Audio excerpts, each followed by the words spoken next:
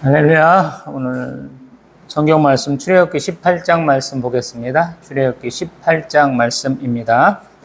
모세의 장인이며 미디안 제사장인 이드로가 하나님이 모세에게와 자기 백성 이스라엘에게 하신 일, 곧 여호와께서 이스라엘을 애굽에서 인도하여 내신 모든 일을 들으니라.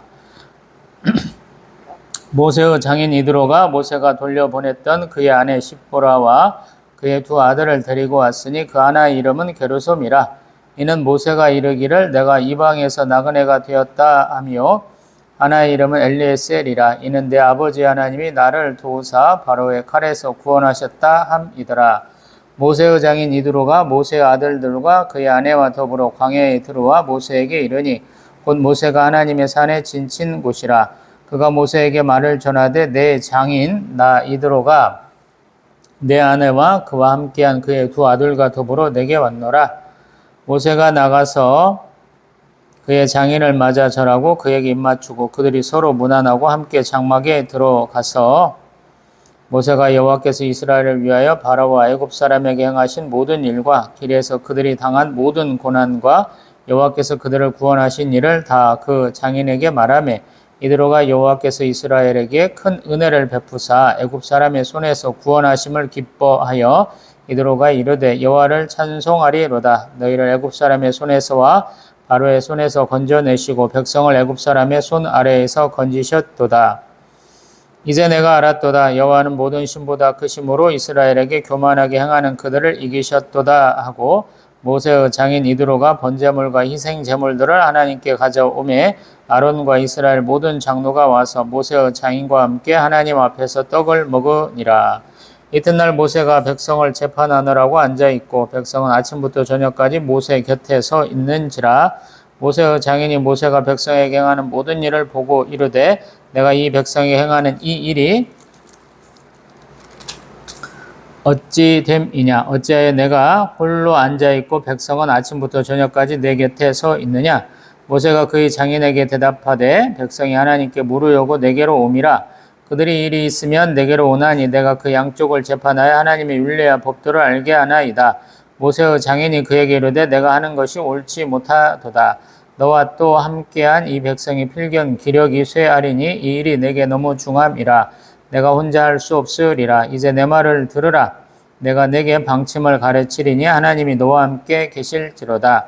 너는 하나님 앞에서 그 백성을 위하여 그 사건들을 하나님께 가져오며 그들에게 율례와 법도를 가르쳐서 마땅히 갈 길과 할 일을 그들에게 보이고 너는 또 온 백성 가운데서 능력 있는 사람들 곧 하나님을 두려워하며 진실하며 불의한 이익을 미워하는 자를 살펴서 백성 위에 세워 천부장과 백부장과 50부장과 10부장을 삼아 그들이 때를 따라 백성을 재판하게 하라. 큰 일은 모두 내게 가져갈 것이요 작은 일은 모두 그들이 스스로 재판할 것이니 그리하면 그들이 너와 함께 담당할 것인즉 일이 내게 쉬우리라.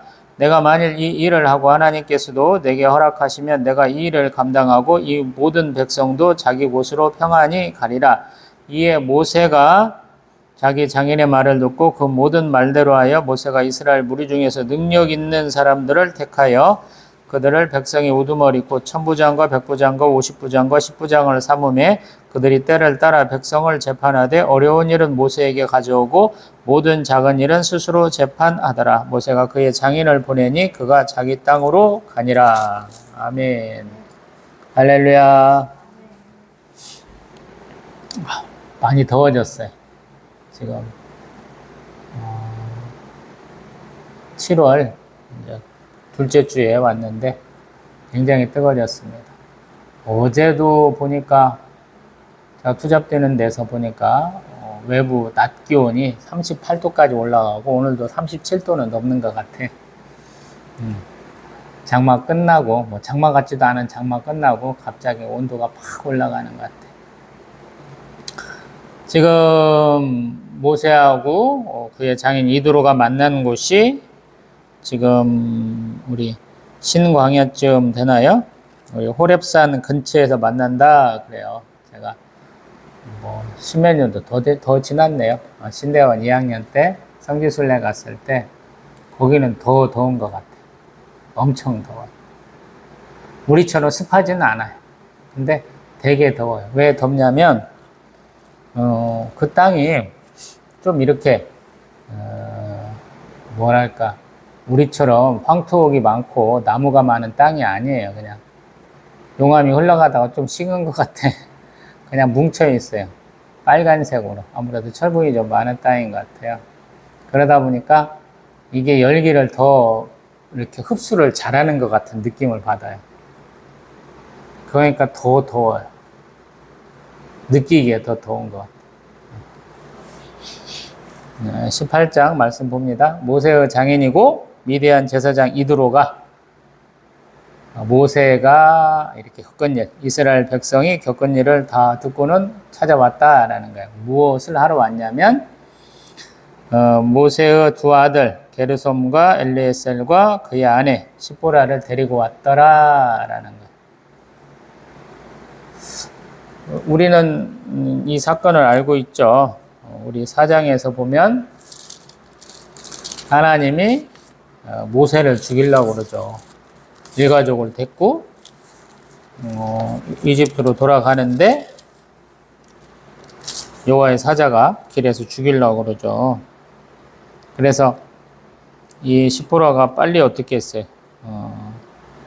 돌칼을 가져다가 아들의 포피를 베어가지고 딱 모세의 발에다 대면서 당신은 참으로 내게 피남편이로다.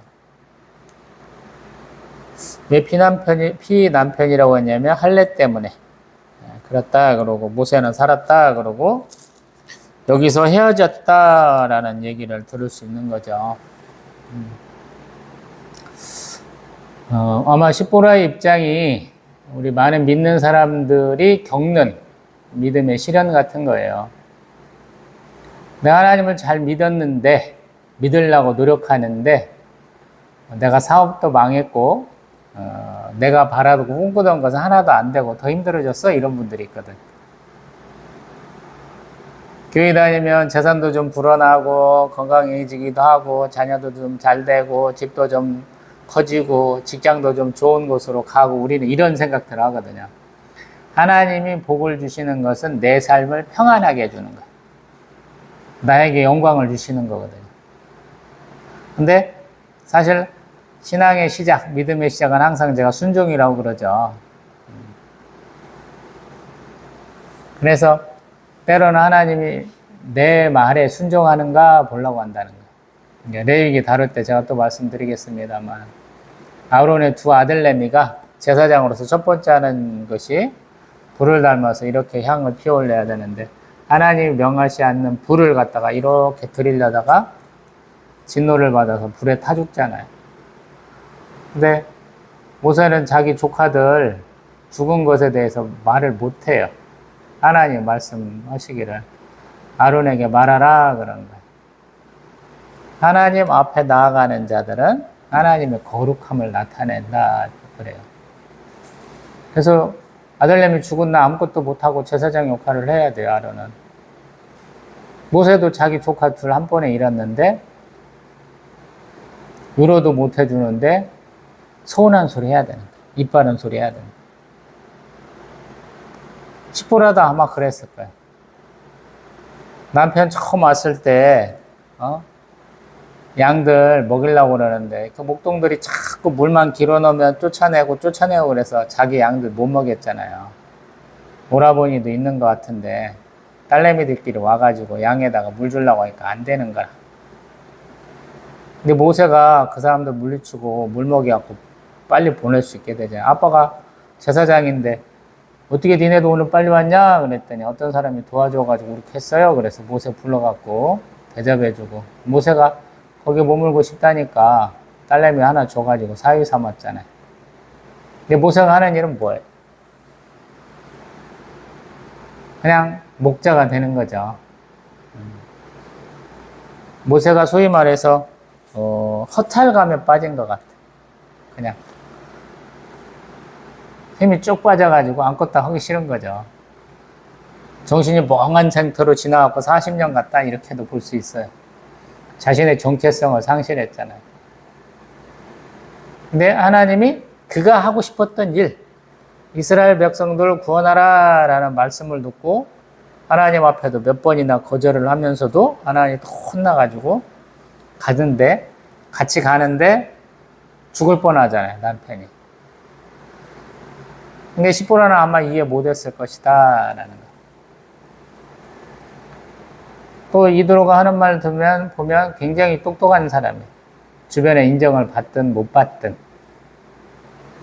제사장이 딸내미들이 와갖고 물 먹이는데 못 먹이게 한다라는 것은 권위는 없다라는 생각을 제가 많이 했거든요. 영적 권위는 있을란가 모르겠지만 현실적인 권위는 없는 거야. 이드로라는 사람.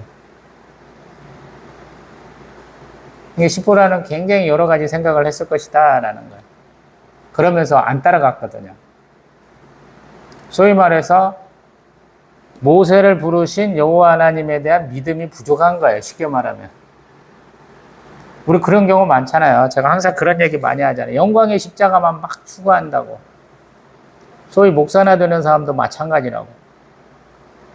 자기가 대형교회 목사예요. 유명한 교회 목사야. 근데 자기 교회 성도들보다 더 많은 데서 더 좋은 조건으로 우리 교회 목사 좀 돼주세요. 우리가 대우를 잘해줄게요. 그러면 거기를 간다는 거예요. 제가 그래서 싫어하잖아요. 저것도 목사냐고 그러잖아요. 선교사님들은 와가지고 얼마나 우리 대한민국이 가짜는지 얼마나 어둠인지 다 알고 계시잖아요. 우리 찬송가 중에도 가사 쓰신 분이 있어요. 젊은 남편 쫓아서 선교사로 왔는데 대한민국 현실이 너무 암울한 거예요. 하나님께 기도하고 응답받고 그냥 그렇게 머물다가 우리 선교하시다 가셨거든요. 소천하셨거든요. 목사들도 그래야 되는데 그러지 못하잖아요. 그래서 수많은 사람들이 유명한 교회 목사, 성도가 많은 교회 목사, 부흥한 교회 목사를 하는 것보다는 개척했는데 뭐 실력이 있든 없든 그 자리 끝끝내 지킨 목사를 굉장히 우리가 칭찬하고 붙들어야 된다라는 생각을 하거든요. 저처럼 이제 이렇게 개똥철학이 많아요. 가만히 보다 보면. 근데 그분들은 대단한 분들이에요. 하나님이 이곳에서 사역하라고 하셨으니까 안 움직이신 거거든요. 대단하신 분이에요. 선교사님들이 그렇게 암울한 현실에 빠져 있는 한국에서 사역을 하시다가 돌아가셨잖아요. 근데 그런 선교사님들의 어떤 선교를 받은 한국교회에서 이런 말종들이 너무 많이 나온다는 거예요. 형편이 조금 좋은 곳으로 하고 뭐 간다는 거예요. 말이 안 되잖아요. 나는 선교사의 사명과 소명이 있어요. 그러는데 선교사 사명, 소명 나불거리던 놈들이 본교회에서 본교회 담임 목사라 와라 그러면 홀라당 가요. 그리고 선교 몇 년 했다고 젊은 놈이 선교하는데 고생했네 그러면서 그 선교사도 데려다가 자기 본교회 목사를 삼는 미친 장로들이 있어요. 뭐하는 놈들이에요, 그 놈들은. 하나님의 사명과 소명이 그렇게 막 손바닥 뒤집는 것처럼 막 쉬운 거예요? 한국교회에 있는 영혼들은 금 같은 사람들이고 그 사람들 선교사가 갔던 사역하던 뭐 제3세계 아프리카 남아메리카 이런 데 이상한 데 가서 막 한국 사람들 찾아보기도 힘든 데 가서 사역할 때 그 성도들 몇 명 되지도 않는 성도들은 다 필요도 없는 거예요? 도대체 영혼의 가치를 뭘로 매기는 거예요? 제가 욕을 안 할래야 안 할 수가 없잖아요. 성령 하나님의 감동을 주셨으므로 선교를 간다 그러면 거기다 뼈를 묻어야지. 왜 와? 제가 항상 그러잖아요. 왜 오냐고. 물질에 도움을 주고 교육을 시켜주고 의료 기술을 대주고 이거는 부차적인 문제예요. 믿음이라는 것은. 내게 머물라고 한 곳에서 머물면서 하나님을 바라보고 하나님의 뜻대로 행하려고 하는 것이 우리가 기본적으로 해야 될 일이다라고 생각을 하거든요. 특별히 지들이 내가 목사요, 내가 선교사요 했으면 그래야 될 거 아니에요. 그래서 사역지들 다 옮긴 사람은 저하고는 다 끊겼어요.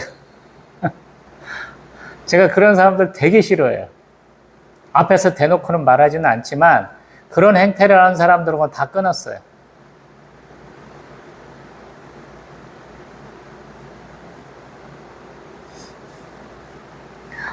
독특한 사람이죠. 굉장히 이해가 가요. 옮기는 사람도 이해가 가고요. 안 옮기는 사람도 이해가 가요. 저도 옮기고 싶은 상황이 한두 번이 아니에요. 제가 영들 분별함 놓고 기도한 지는 굉장히 오래됐어요. 교회 개척하면서 한 게 아니에요. 하나님이 나에게 길거리 장사하기 시기에 된 이유, 노방전도 받게 하신 이유 중에 하나는 사람들 심령을 좀 헤아려봐라 이런 게 있다고 그래요. 돌아가신 저희 매형이 하신 말씀이 있어요. 매형한테 제가 길거리 장사를 배웠어요. 내가 파는 물건을 살 사람이면 저기 끝에 한 몇십 미터 떨어진 데에서부터 오는 사람, 두 손에다 가득 뭘 들고 있어도 살 사람은 사고 안 살 사람은 안 산다고. 너무 리얼하다고. 눈이 가는 곳에 마음이 있다 제가 그랬잖아요. 내 물건 살 거면 보면서 온다고. 저는 붕어빵 장사도 해봤고 갈치 장사도 해봤고 꽃 장사도 해봤잖아요. 그러니까 안다는 거야. 이 사람이 살지 안 살지 안다는 거야. 저보다 나이가 많다고 해서 저보다 돈이 많다고 해서 올릴 일도 없고 왜? 다양한 사람을 만나봤으니까. 내 앞에서 돈 자랑하는 사람보다 돈이 훨씬 많은 사람을 알아요, 제가.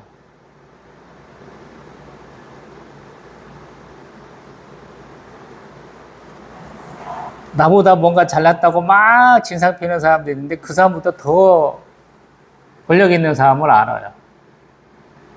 의미가 없다는 거예요, 그거는.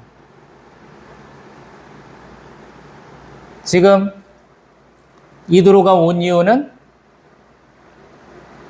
보내주는 거예요. 왜 하나님이 하신 일을 먼저 얘기하느냐라는 거예요. 십보라하고 지금 게르솜과 엘리에셀은 결혼을 했으니까, 출가의 외인이니까 적어도 모세를 따라가야 될 사람이잖아요. 가족이잖아요. 그 얘기를 해주는 거예요. 그리고 와서 얘기 다 듣고 하나님 앞에 지금 화목제물을 드린 것 같아요. 그래서 여기 12절에 보면 번제물, 희생제물을 하나님께 드렸다. 그래서 같이 먹는다고 그러잖아요. 화목제물은 같이 먹을 수 있어. 근데 아직 제사장을 제대로 율법을 세운 것이 아니기 때문에 이게 같이 먹는 게는 좀 성격이 화목제물의 형격이 와야 같이 먹을 수 있거든요. 제 생각에는. 번제와 희생제물은 화목제물의 성격을 좀 띄었겠구나. 그래서 하나님 앞에서 모세하고 장로들하고 이드로가 같이 먹겠구나. 이런 생각을 한다는 거예요.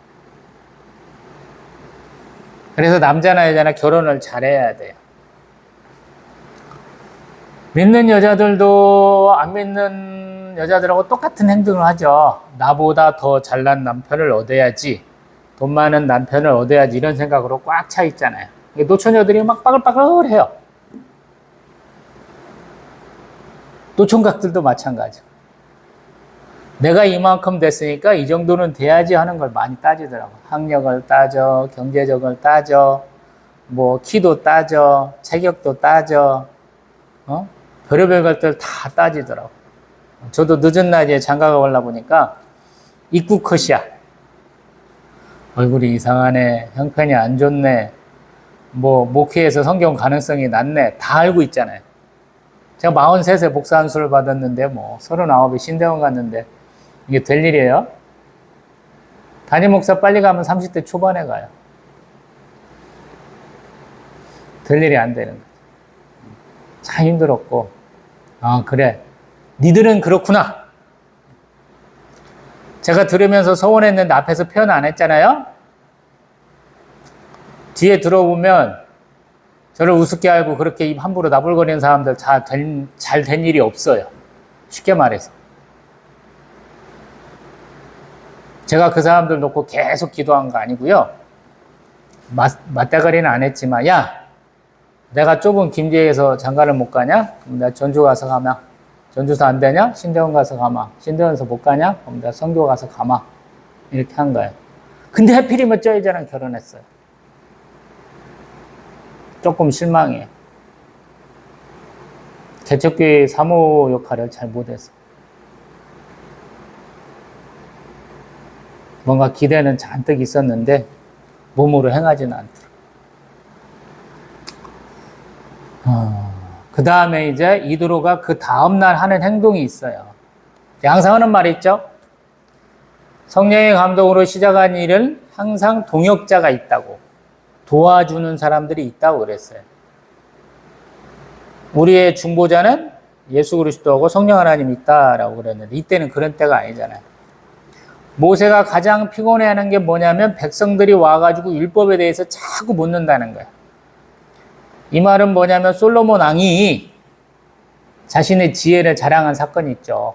두 창녀가 각각 아기를 낳는데 어느 날 보니까 아기 둘 다가 아기 하나가 죽어 있고 보니까 내 아기가 죽었네 하고 보니까 자기 아기는 아니다는 거예요. 옆에 다른 여자의 아기는 죽고 자기 아기는 살아있으니까 솔로몬한테 가가지고 이거 내 아기예요. 그러니까 저 여자도 말도 안 된다고 내 아기라고 서로 우기잖아요. 그래서 솔로몬왕이 하는 말이 가장 가혹한 걸 하죠. 그건 지혜도 아닌 것 같아. 어떻게 그런 얘기를 하는지 모르겠어. 지네 아버지가 어떻게 어렵게 자기 어머니하고 사랑을 키워갖고 그렇게 됐는지를 모르는 것 같아. 굉장히 냉혹한 놈으로 느껴져요. 그건 해결이라고 생각도 안 될 정도로. 아기를 반으로 깔라줘라 라고 그러죠.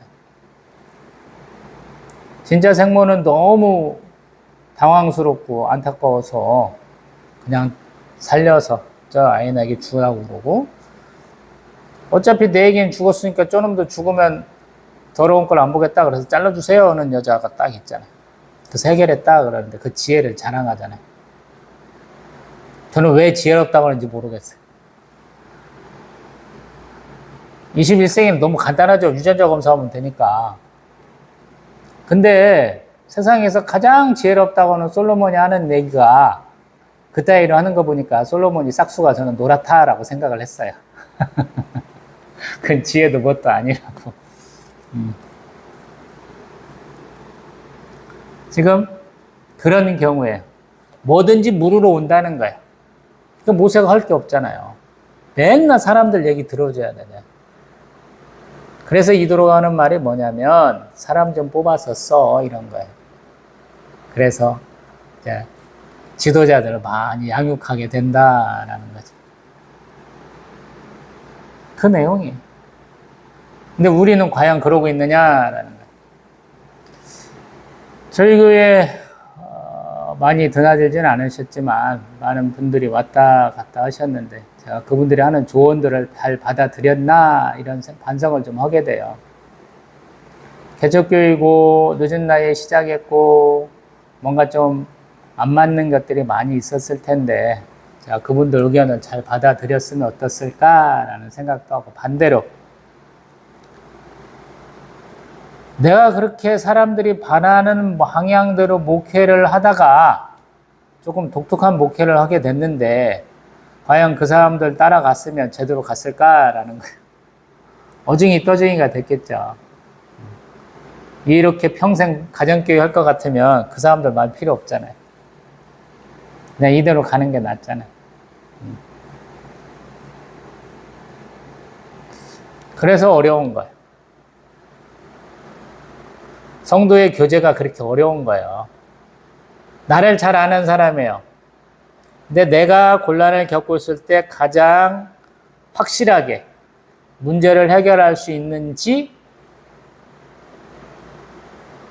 그런 능력이 있는지 좀 알아봐야 되거든요.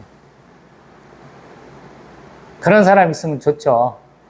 저는 이제 예수사랑교회에서 그런 역할을 좀 했다고 칭찬을 한참 한 1년은 받았던 적이 있어요. 노총각인데 안 끼는 데 없이 다 껴요, 저는. 항상 저를 찾았고. 그래서 여기까지 왔고요. 아마 제 인생 지금 55인데, 그때 가장 행복했던 것 같아요. 2005년, 2006년 사이가 가장 행복했던 것 같아요. 제 삶의 형편은 가장 어려웠던 때, 마음 들 것도 없었고, 아무것도 제 계획대로 안 되던 때예요. 네. 성경을 한번 통독을 했고, 신앙생활을 시작하게 됐고, 이 사람들을 조금 흉내를 내보면, 따라가면 뭔가 조금 내가 축복받을 수 있겠구나, 그런 자그마한 소망을 좀 품었던 때니까요. 물론 이제 그분들하고는 다 이제 척지고 다 떠나보내고 저는 제게로 오고 있죠. 그분들 따라갔더라면 이상한 걸로 갔을 것 같아요. 처음에는 좋았는데 조금 뒤에 돌아 이렇게 하나님이 이렇게 360도 한번 돌려서 보게 하시는데 굉장히 심각하시더라고요. 저처럼 정면 돌파에 정신들이 없으시더라고요. 그냥 물 흐르는 대로 막히면 돌아가지 이렇게 사셨더라고요. 저는 막히면 뚫어야지 이런 생각을 하는데 그분은 돌아가야지 이런 생각을 사셨어요. 저하고는 안 맞아요. 말씀을 맺어봅니다. 저희 아들은 지금 더워갖고 막 땀 삘삘삘삘 흘리네요.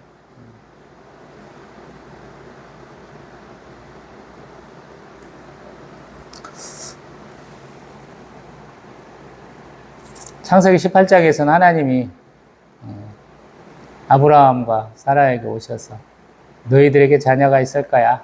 이삭이라고 해라 라고 말씀하시고 출애굽기 18장은 이두로가 와요. 저는 둘 다 굉장한 사건이라고 봐요. 내가 어렵고 힘들 때 하나님이 오신다는 거거든요. 하나님의 사람을 보내신다는 거예요. 그래서 내가 어떤 사람인지 깨우쳐 주세요. 그리고 내가 겪는 문제들을 해결해 주세요. 얼마나 이게 감사한 일이고 얼마나 멋진 일인지 몰라요.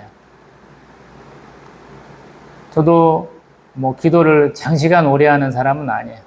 제가 항상 말씀드리자. 이 기도 해야 돼, 말해야 돼를 고민하는 사람. 해도 되겠다, 하고 싶다.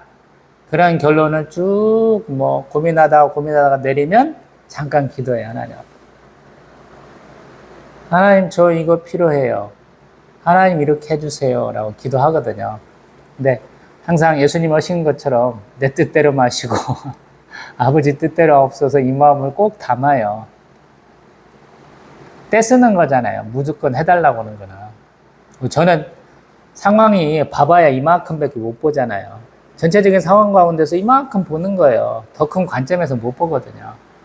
하나님이 해주시라 하는 의미도 담지만 또 제 마음도 있잖아요. 그래서 그 마음을 담아갖고 이렇게 기도하거든요. 근데 어떤 때는 빨리 응답받고 어떤 때는 응답이 느려요.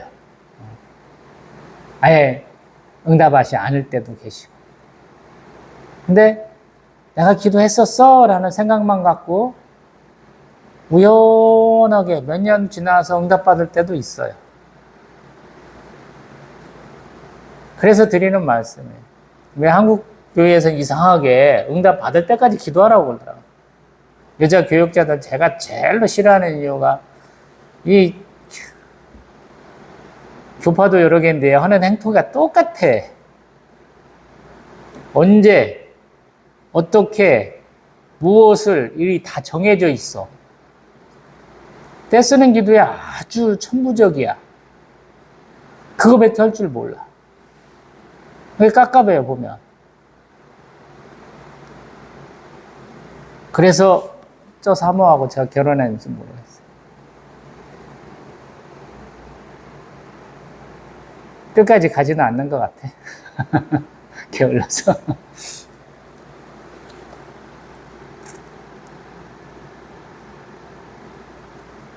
저는 하려면 끝까지 하거든요. 제가 말했잖아요. 사흘 금식하면 죽는다고. 되게 하루쯤 하면 들어주시더라고요. 온몸이 종합병동이라 저는 하루쯤 아마 물 안 먹고 금식하면 아마 죽을걸요.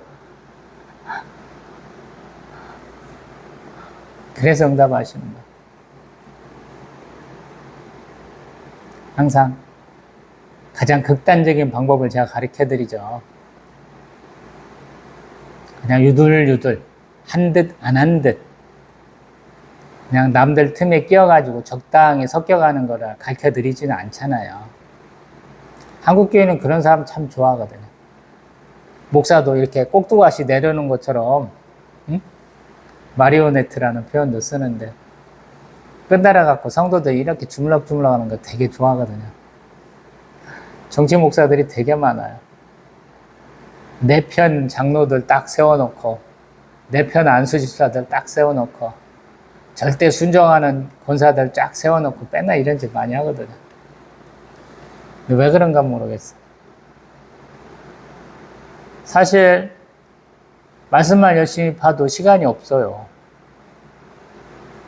성경 읽고 묵상하느라고 정신 없어요. 자료는 원 없이 찾을 수 있어요. 자기가 졸업한 신학교, 신대원 가면 자료가 엄청 많아요. 거기도 자료 없으면요, 국회 도서관까지도 가요, 사람들이. 그리고 논문도 검색하면 돼요. 비싼 논문은 돈도 줘야 돼요. 몇백 원에서 몇천 원짜리 사서 봐야 돼요. 근데 그것이 해결점이 아니라고 제가 말씀드리잖아요. 내가 궁금한 것은 나 혼자만 궁금한 거예요, 결국에는. 그래서 그거 놓고 또 기도해야 된다는 거예요. 성경 읽고 묵상하고 기도하고 이게 시간을 굉장히 많이 잡아먹더라라는 거예요. 제가 9년 동안 놀고 먹듯이 하는 이유 중에 하나가 그거였거든요. 뭔가 다른 일을 하면서 성경 읽고 묵상하고 기도하는 게 안 돼요. 섞이면 안 되더라고요. 그래서 제 일생 9년을 하나님이 평안하게 놀게 하시면서 전임으로 일하게 하셨고, 그래서 어쩔 수 없이 10년 차에는 지금 투잡을 좀 뛰고 있는 상황이고요. 경제적으로 많이 너무 어려워져서. 한 얘기 또 하니까 재미없기는 하지만 그렇다라는 거. 그리고 요 근래는 저희 사모하고 같이 새벽 예배를 드리니까 참 좋아요. 혼자 드리는 예배보다는 둘이 드리는 예배가 더 좋더라. 왜? 저만 읽고 끝나면 굉장히 빨리 끝나는데 저희 사모한테는 이해를 시켜야 되잖아. 그러니까 성도가 하나라도 더 늘면 말하는 거 연습이 되겠더라라는 생각이 들어요. 지금은 그게 포기하다시피 하잖아요. 그리고 저희 사모한테 항상 하는 말. 반복적인 기도하지 말고 다양한 주제를 갖고 기도해봐라. 성경은 굉장히 다양하다. 저희가 지금 새벽 예배는 시편 120편부터 134편까지 성전에 올라가는 노래를 하는데 그 시편을 저는 옴니버스식으로 해석을 해요. 순례객들이 모여갖고 한 사람 한 사람 시편을 짓는 것이 아니냐 이렇게 얘기를 하거든요. 하나님 앞에 맨날 나에게 뭐 도와주세요, 뭐 좀 해주세요 하는 거는 예수님도 싫어하시잖아요. 무엇을 먹을까, 무엇을 마실까, 무엇을 입을까. 그 기도만 하지 말라고 그러시잖아요. 너희들 필요한 거 다 뭔지 알아. 하나님 나라와 그의 의를 구하라 라고 그러잖아요. 성경에는 하나님 나라와 그에 대한 얘기가 되게 많아요. 엄청 많아요. 다양한 사람들의 다양한 상황 가운데서 하나님 얘기하신 게 엄청 많아요. 구약에도 많고요. 신약에도 엄청 많아요. 자세하게 보시면. 내가 그걸 못한다면 오늘 목사님이나 우리 선교사님이나 전도사님이나 뭐 방송이나 유튜브를 통해서 본 내용 갖고 보고 들은 소감을 갖고 하나님한테 얘기하세요. 오늘 대단하잖아요. 장인이 허락해서 아내하고 아들을 데리고 가는데 중간에 헤어지고 자기 혼자 간 거잖아요. 씁쓸해한 거예요. 어떤 면에서 보면. 남자 입장에서는. 특별하게 게르솜이라는 이 이름, 큰아들내미 이름이 더 씁쓸해요. 내가 이방에서 나그네가 되었다라는 거예요. 근데 하나님이 나에게 아들을 주셨잖아요. 한편으로 괴로우면서도 한편으로 감사한 거예요, 이게. 둘째 아들은 구원하셨다라는 뜻이에요. 하나님이 나를 구원하셨다라는 거예요. 이게 마음의 위로가 되게 많이 된 거예요. 근데 그 두 아들을 놓고 가야 되는 거야.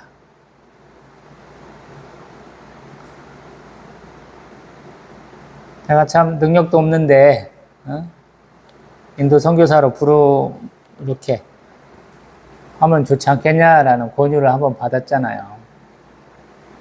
근데 제가 저희 사모의 게으름과 우리 아들내미 했죠. 언어 발달 능력이 발달이 너무 안 되니까 못 간 거 아닙니까? 저에게 권유하신 여자 선교사님은 여장부 스타일이에요. 제가 봤을 때 굉장히 부지런한 분이에요.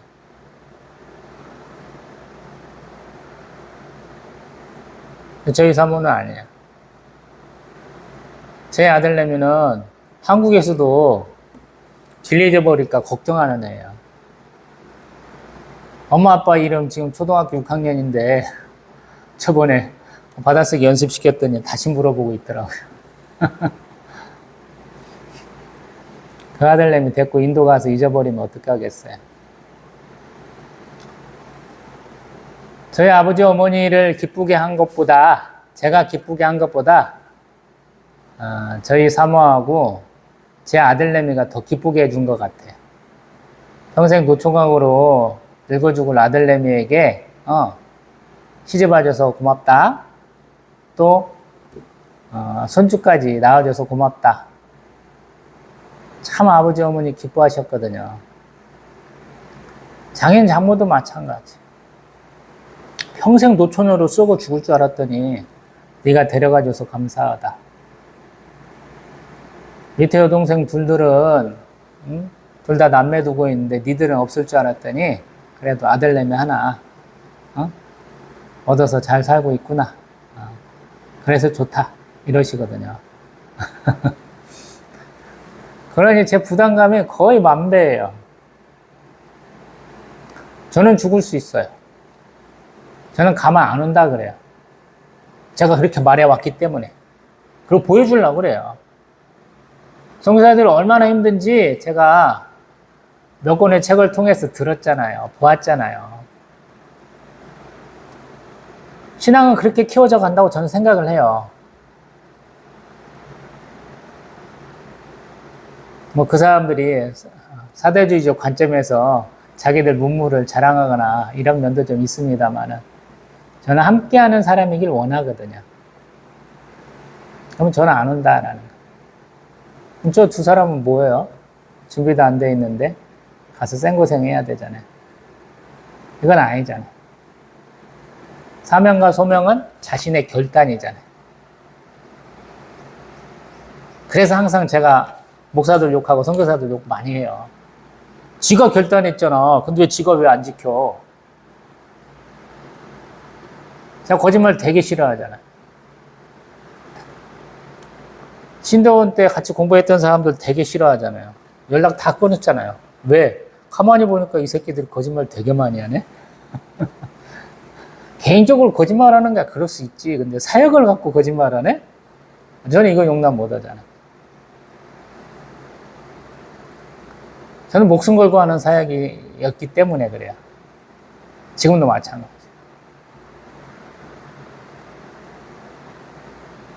그래서 이도라는 사람이 독특한 사람이 왜 이 장면에 있겠느냐라는 거예요. 천부장, 백부장 만든 것이 중요한 게 아니고요. 모세의 권위에 대한 도전이 있었잖아요. 물 없다고 그러고 고기도 못 먹는다고 지랄을 쳤잖아요. 근데 그에게 권위를 더해줄 수 있는 사람이 왔잖아요. 그래서 여기 있는 거예요. 여러분들 삶 가운데도 그럴 거라고요. 신앙생활 하는데 가타부타 감나라 배나라 하는 이상한 인간들 되게 많거든요. 영적 권위 있다고 깝치는 목사도 있을 것이고 신앙생활 오래 했다고 깝치는 장로 권사도 많을 거라는 거예요. 내치지 마세요, 여러분. 하다 보면 모세에게 이드로와 같은 사람이 생긴다고요. 내 가족인데 나를 부정했던 사람들이 다시 온다는 거예요. 시보라하고 이 게르솜과 엘리에셀도 가만히 보면 하나님이 하신 일 때문에 모세에게 다시 오는 거잖아요. 그런 일이 있다니까요. 가지 않게 보이고 낮잡아 보였던 사람들인데 내 주변으로 온다니까요. 우리 모세가 바로하고 이집트 백성들한테 위대하게 보였다 그러잖아요. 10가지 재앙 중에 그런 말씀을 제가 몇 차례 드렸죠. 왜 그러겠어요? 자꾸 하다 보니까 모세를 그렇게 볼 수밖에 없는 거예요. 그런 일들이 자꾸 생겨요.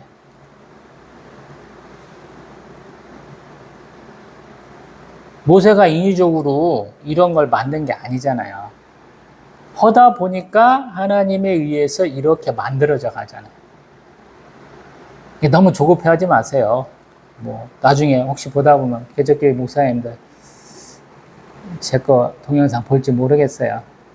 안 봐도 상관은 없지만 영향가치가 없어서 본다면 조급해하지 마세요, 여러분. 개척했던 그대로 우리가 은퇴해도 하나님 기뻐하실 거라는 거예요. 영혼 구원 좋죠. 근데 내 영혼 하나는 건졌잖아. 세상이 얼마나 혼탁해요. 영광의 십자가만을 이렇게 추구하는 이 땅에서 내가 예수의 고난의 십자가를 지고 간다라는 것도 멋진 거거든요. 그래서 항상 제가 투잡 뛰라고 그러잖아요. 성도들 헌금 받아갖고 먹고 살려면 되게 힘드니까 투잡 뛰라고. 저는 아주 특별한 케이스고 아무것도 모르는데 목회를 시작했으니 아무것도 모르니까 말씀도 잘 모르니까 하나님 이런 9년의 시간을 허락하셨다라는 생각이 들고요. 좀 기초가 있으시면 투잡 뛰십시오. 그리고 항상 말씀 많이 보시고요. 피곤하니까 주중에는 그냥 예배 안 드린다 이런 개소리는 그만하시고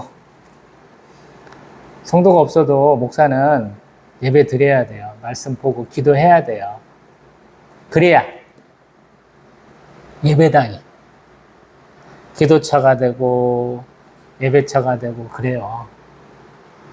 여러분들은 무식해서 모를란가 모르겠지만 어떤 교회에 가서 현관에만 쓰면 이 교회가 기도처인지 예배처인지 다 알아요, 여러분. 사람이 많다고 그런 거 아니에요. 정말 무시무시한 일들이 많아요. 어떤 사람이 찬양 멋지게 하는데 저게 하나님을 위한 찬양인지 사단마귀의 찬송인지 아는 분도 계시더라고요. 어떤 사람이 내가 환상을 봐 그러는데 아우 저 무당 이럴 수도 있다는 거예요. 방언을 하는데요 개소리하고 있네 이럴 수도 있다는 거예요. 그래서 항상 기도하고 예배해야 되는 거예요. 예배는 권리이자 의무다. 성도도 마찬가지. 교회 올 시간 없으면 개인적으로 기도하세요. 차 운전하고도 잠깐 기도할 수 있잖아요. 유튜브 보느라고 정신없는 저처럼 이렇게 거북목 될 수도 있지만 그 시간 조금 줄이면 할 수 있어요. 성경 오래 보라고 저 안 하잖아요. 한 장 보는 거 이게 물론 저는 여러 군데 보니까 더 시간이 많이 필요하지만 출애굽기서 7장, 18장 이 한 장 읽는데 10분도 안 걸려요. 자세하게 읽으면 좋겠지만 급하게 읽으면 10분도 안 걸리거든요. 계속 그렇게 읽어 나가는 거예요. 그리고 읽어 나가는 중에 나한테 남는 거를 갖고 묵상하고 기도하는 거예요. 그러면 자꾸 읽는 힘이 생기고 기도하고자 하는 욕구가 막 생겨요. 그리고 하나님이 가르쳐 주시려고 그래요. 저는 항상 성령 하나님을 저희 선생님, 동행자, 보호자, 인도자 이렇게 고백을 하거든요. 지혜의 보혜사잖아요, 성령님이. 성령님께 자주 물어요. 그러면 성령 하나님이 잘 깨우쳐 주세요. 갑자기 구글 검색도 하게 하시고 제가 갖고 있는 주석책도 좀 보게 하시고 다양한 방법을 쓰셔요. 그래서 깨닫게 돼요. 물론 이제 시간이 짧게 걸리는 것도 있고 무지 많이 걸리는 것도 있고 그래요. 근데 그것이 쌓이고 쌓이면 충분히 성경을 잘 이해하게 돼요. 하나님의 마음을 내가 쫓아가려고 하는 욕구가 생겨요. 내가 기도 열심히 하고 복 받는 것보다는 하나님이 나를 사랑해 주셔서 받는 복이 더 크거든요. 예수님의 사랑은 뭐 줄일 수도 없고 넓힐 수도 없을 만큼 완전한 사랑이야 그러시잖아요. 많은 분들이 입 바른 소리로. 근데 하나님 어떤 때는 편애하시잖아요. 성경에 편애한다고 써있잖아요. 예수님도. 예수님의 사랑하시는 제자 사도 요한. 예수님이 항상 강하게 가르치시는 베드로. 네가 나를 사랑해? 네가 나를 사랑해? 네가 나를 사랑해? 세 번 묻잖아. 그래서 어려운 거예요. 사랑받을 수 있도록. 막내들이 그러잖아요. 막둥이들이 그러잖아요. 응? 큰아들내미는 버틴 게 다 두들겨 맞고 막내 막둥이는 미리 쪼그려갖고 칭찬받고 사랑받고 살잖아요. 칭찬받고 사랑받고 살세요. 버팅기지 마시고. 목이 곧은 백성, 혀가 뻣뻣한 백성은 항상 하나님 앞에 혼나거든요. 그래서 자주 애교로 하나님 앞에 이쁜 짓 많이 해야 돼요. 하나님을 가장 이뻐하는 짓이 예배 잘 드리는 거예요. 말씀 보고 기도하는 거예요. 한국 교회가 그 짓 많이 안 하잖아요, 요새. 장로가 됐는데 성경, 내가 한번 다 통독은 했겠지요? 이러잖아. 인천에서 사역하는데. 내가 얼마나 황당했는지. 제가 말하잖아요. 설교할 수 없는 부분들이 있다고. 족보 얘기를 그렇게 많이 할 수 있겠냐고. 계보 얘기는 많이 할 수가 없다고. 성막 지어놓고 회막 지어놓고 12족장들 예물 드리는데 똑같다고. 이름만 다르고 드리는 예물이 똑같다고. 출애굽기 25장에서 31장까지 한 얘기. 성막 어떻게 짓느냐, 어떻게 이렇게 운영하고 제사 드릴 거냐 하는 얘기를 34장에서 40장까지 또 한다고요. 반복할 수 없는 게 많아요. 그래서 네가 읽어야 돼요. 네가 열심히 눈 빠지라고. 저희 아버지 78. 참 계단에 소반 놓고 돋보기 안경 쓰고 성경 보시더라고요. 참 저는 성경도 안 보던 때인데 한예장신 때 편입해갖고 3학년 다닐 때 수업 끝나고 집에 가면 아버지 그러고 계시더라고요. 아버지도 저렇게 읽는데 나는 더 열심히 읽어야지. 하나님 그렇게 만드시더라고요. 하도 안 하니까. 성경 한번 통독했다고 하나님이 말씀하실 때까지 신대원 준비 안 하고 성경 안 볼 거야? 이런 식으로 열심을 안 했더니 아버지가 그러고 계시더라고요. 여러분이 하도 안 하니까 아마 제가 이런 얘기를 많이 하는 사람으로서 동영상을 듣게 하시는지도 모르겠어요. 많이 보세요. 성경 읽고 나면 빛이 납니다. 하나님 비춰주시는 빛, 생명의 빛, 구원의 빛을 우리가 볼 수 있거든요. 그래서 빛의 자녀가 돼서 모든 착함과 의로움과 진실함의 열매를 맺을 수 있습니다. 가장 감격적인, 제가 출애굽기에서는 19장을 가장 감격적으로 보거든요. 하나님이 주시는 세 가지 축복에 대한 얘기 다음 시간에 또 하겠습니다. 또 뵙겠습니다.